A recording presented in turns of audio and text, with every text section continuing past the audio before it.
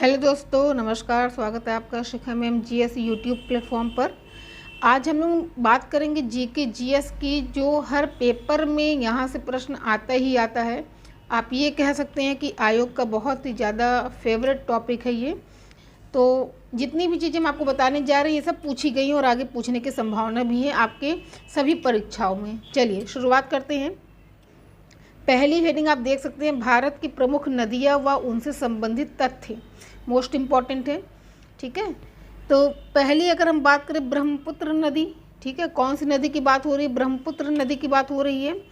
संबंधित तथ्य की अगर हम बात करें, पश्चिमी तिब्बत के आंगसी ग्लेशियर से उद्गम सहायक नदी तिस्ता, मानस, दिबांग, कामेंग, लोहित, खून की नदी भी बोला जाता है, ठीक है। ये इससे संबंधित महत्वपूर्ण तथ्य है कि कहाँ से उद्गम हुआ और उसकी सहायक नदी कौन कौन सी है।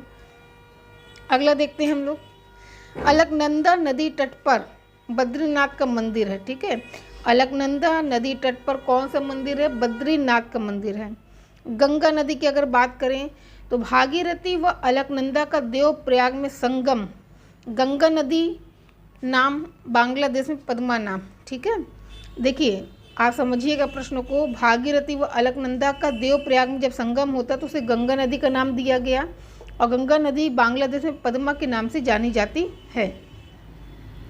अगला प्रश्न, नर्मदा नदी है ना, नर्मदा नदी ये मध्य प्रदेश के अमरकंटक पहाड़ी से इसका उद्गम होती है, और सहायक नदी तवा है। मोस्ट इम्पॉर्टेंट है ये। कौन सी? नर्मदा नदी अमरकंटक की पहाड़ी से उद्गम हुआ है, और सहायक नदी तवा। चलिए आगे देखिए। ताप्ती नदी, इसका उद्गम कहाँ से हुआ है? मध्य प्रदेश के बैतूल जिले से। सूरत शहर इसी नदी के किनारे पर बसा हुआ है, ठीक है। ताप्ती नदी। दामोदर नदी उद्गम कहाँ से हुआ है? छोटा नागपुर का पाठार हुगली की सहायक नदी है ये दामोदर नदी। और सर्वाधिक प्रदूषित नदी बंगाल का शोक कहलाती है, ठीक है। अगला देख लीजिए। बराकर ये दामोदर नदी की सहायक नदी है, ठीक है। बराकर दामोदर नदी की सहायक नदी है। अगला देख लीजिए। भारत की प्रमुख झीलें। आपको पता है कि हर तरह से प्रश्न यहाँ से आया हुआ है। वेबनाड अष्टामुदी झील कहाँ पे स्थित है? केरल। पुलिकट झील कहाँ है? तमिलनाडु व आंध्र प्रदेश की सीमा पर स्थित है, ठीक है। सब इम्पॉर्टेंट है, ये सारी चीज़ें पूछी गई हैं, ठीक है। अगला चलिए। रूपकुंड रहस्यमय झील ये उत्तराखंड में है, ठीक है। रूपकुंड रहस्यमय झील कहाँ? उत्तराखंड। सूरजकुंड हरियाणा में है। कोलेरू झील आंध्र प्रदेश, ये ज़्यादा इम्पॉर्टेंट है, ठीक है। कोलेरू झील आंध्र प्रदेश। हामिरसर गुजरात में है। अंचार झील कहाँ है? ये है जम्मू कश्मीर श्रीनगर में। फुल्लर कहाँ पे है? गोमती नदी की उत्पत्ति यहीं से हुई है, और उत्तर प्रदेश के पीलीभीत जिले में है, ठीक है। अगला प्रश्न, चपनाला हाफलांग कहाँ पर है ये झील? Assam. Lonar most important Maharashtra. Loktak most important Manipur.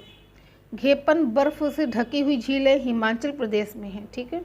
हम लोगों ने महत्वपूर्ण नदी की बात की, महत्वपूर्ण झील की बात की। अब आगे देखते हैं। जलप्रपात व विशेष तथ्य की हम बात करें, जलप्रपात व विशेष तथ्य की बात करें अगर, तो जोग जलप्रपात, ठीक है। इसे महात्मा गांधी जलप्रपात के नाम से भी जाना जाता है। किस नदी पर है? शरावती नदी कर्नाटक पर है। दूधसागर जलप्रपात ये कहाँ है? कर्नाटक, गोवा। मांडवी नदी गोवा पर है। कुचिकल जलप्रपात कर्नाटक में है। नोहकाली कई मेघालय में है। धुआंधार जलप्रपात भेड़ाघाट जबलपुर एमपी। नर्मदा नदी पर छत्तीसगढ़, इंद्रावती नदी पर, ठीक है।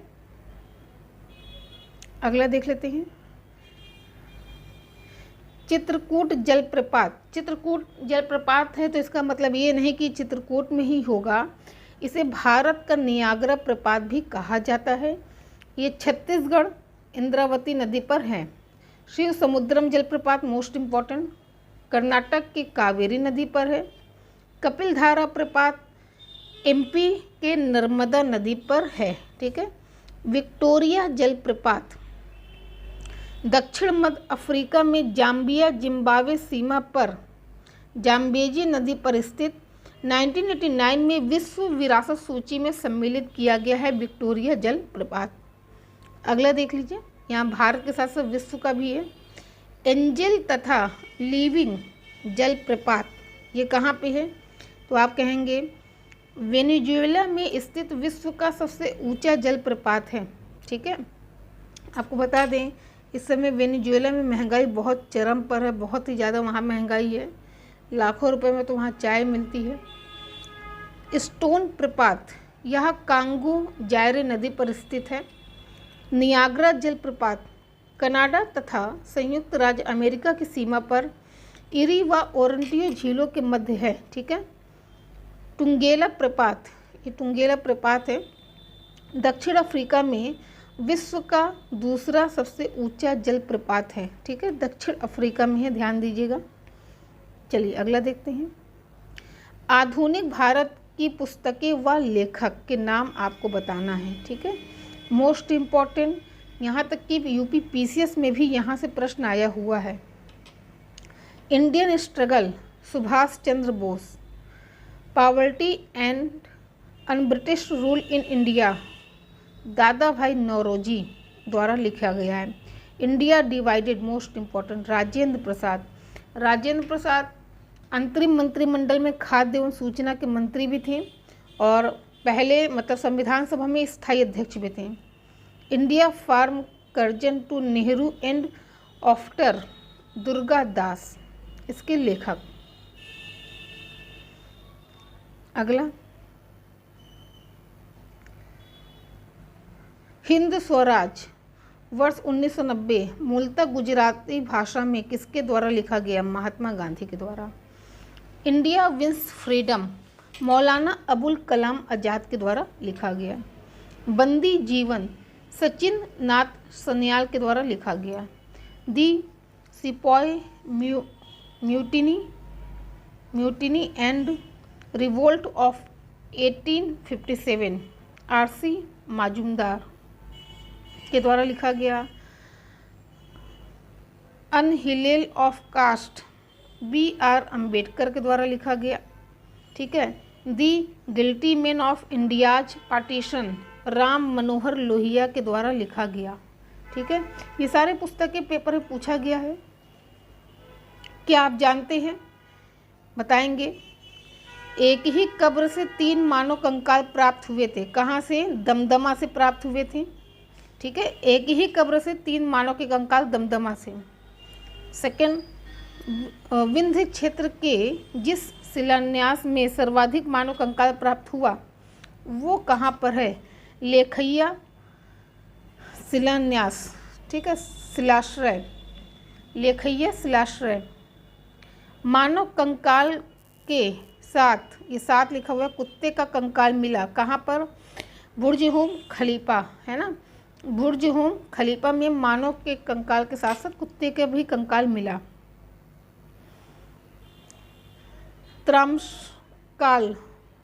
त्रामशकाल में महाराष्ट्र में मृतकों के घर के फर्श के नीचे दफनाया जाता था। किस दिशा में? आंसर करेंगे उत्तर से दक्षिण दिशा में दफनाया जाता था। साप्तांग सिद्धांत के अनुसार राज्य के कितने अंग हैं? मोस्ट इम्पॉर्टेंट है। ठीक है। राजा, मंत्री, जनपद, दुर्ग, कोष, सेना, मित्र। ठीक है। राजा, मंत्री, जनपद, दुर्ग, कोष, सेना, मित्र साप्तांग सिद्धांत के अनुसार राज्य के अंग हैं। अगला देख लीजिए। सभ्यताओं का उत्तर से दक्षिण क्रम क्या है? देखिए, एज़टेक, माया, मुइस्का, इंका, ये इसका सही क्रम है। अगला प्रश्न देखिए। ऋग्वैदिक काल में अघन्य तथा मूल्यवान संपत्ति थी। मोस्ट इम्पॉर्टेंट गाय, ठीक है। सर्ग, प्रतिसर्ग, वंश, मानवंतर और वंशानुचारित संकेतक हैं पुराणों के। किसके संकेतक हैं? पुराणों के। ये सब वन लाइनर टाइप के हैं। अगला देखिए, द्विसौ संस्कार, डबल बैरियर का प्रमाण मिला है लोथर व कालीबंगा से। कहाँ से मिला है? लोथर व कालीबंगा से मिला है। वाराणसी से संबंधित 23वें जैन तीर्थंकर कौन हैं?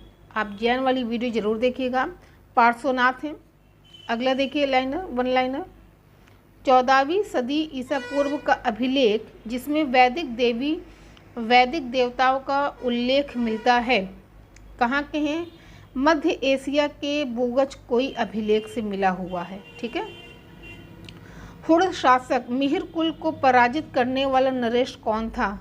मालो नरेश वर्षोधर्मन था। अगला, बुद्ध के उपदेशों का 2 पिटकों विनय पिटक तथा शुक पिटक में संकलन हुआ था। कब? तो आप कहेंगे प्रथम बौद्ध संगति में यह हुआ था। अगला पॉइंट, चतुर्थ बौद्ध संगति में प्रत्येक पिटक पर माध्य लिखकर उन्हें विभाषा शास्त्र नामक टीकाओं में संकलित कर दिया गया तथा बौद्ध धर्म का विभाजन हो गया। हीनयान व महायान में विभाजन हुआ था, ठीक है। अगला देख लीजिए, ध्वसनगर के वे परित्यक्त नगर हैं जिनके अवशेष अभी भी दिखाई देते हैं। कुलधारा, धनुषकोडी और लखपत नगर ध्वसनगर हैं, जबकि चरखारी महोबा के वर्तमान नगर, ठीक है। चलिए अगला, उत्तर प्रदेश के प्रतापगढ़ में स्थित वह समाधि जहां 4 मानव कंकाल एक साथ दफनाए गए थे, सराय नहर राय मध्य पाषाण काल का है, ठीक है। प्रमुख वर्ष व उनमें हुई गतिविधियां आपको बतानी हैं, मोस्ट इम्पॉर्टेंट। 2001 में सर्व शिक्षा अभियान आया, 2009 में साक्षर भारत मिशन आया, 1987 में ऑपरेशन ब्लैक बोर्ड आया, 1988 में राष्ट्रीय साक्षरता मिशन आया। अगला देखिए, 1952 में सामुदायिक विकास कार्यक्रम आया। 2005 में राष्ट्रीय ग्रामीण स्वास्थ्य मिशन 10वीं पंचवर्षीय योजना 2005 से 7 के दौरान आई। 2004 कस्तूरबा गांधी बालिका विद्यालय योजना। 1995 प्राथमिक शिक्षा के लिए पौष्टिक अवलंब का राष्ट्रीय कार्यक्रम किया गया। 1958 में क्या हुआ था? व्यापार एवं माल निशान एक्ट पारित हुआ, ठीक है। अगला देखिए,